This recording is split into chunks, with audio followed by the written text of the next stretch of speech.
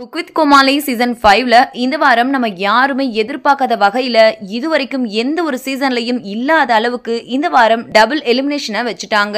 அதுல முதல் ஆளா எலிமினேட் ஆனவங்க தான் நடிகை திவ்யா துரைசாமி அவர்கள். அவங்க எலிமினேட் ஆனதை பத்தி ரொம்பவே உருக்கமா ஒரு சில விஷயங்களை வெளிப்படையா சொல்லியிருக்காங்க. அதுல அவங்க குக் வித் கோமாளி நிகழ்ச்சியோட வாய்ப்பு நான் என் கனவுலையும் நினைச்சு கூட பார்க்காத ஒண்ணு. அந்த வாய்ப்பு கிடைக்க நான் புண்ணியம் பண்ணிருக்கணும். நானும் பல படங்கள்ல நல்ல ரோல் நடிச்சிருக்கேன். ஆனா அது எதுலயுமே கிடைக்காத ஒரு ரீச் அண்ட் ஃபேமஸ் ஒரு நிகழ்ச்சி மூலியமா எனக்கு கிடைச்சிருக்கு.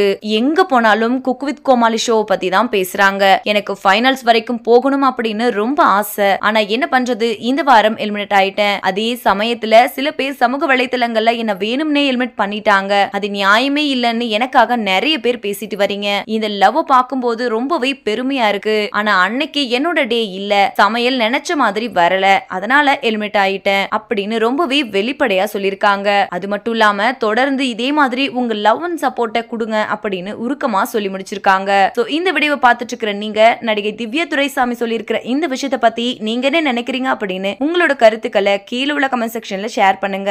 மேலும் இது போன்ற பல முக்கியமான செய்திகளை தெரிஞ்சுக்க நம்ம சேனலை மறக்காம சப்ஸ்கிரைப் பண்ணிக்கோங்க.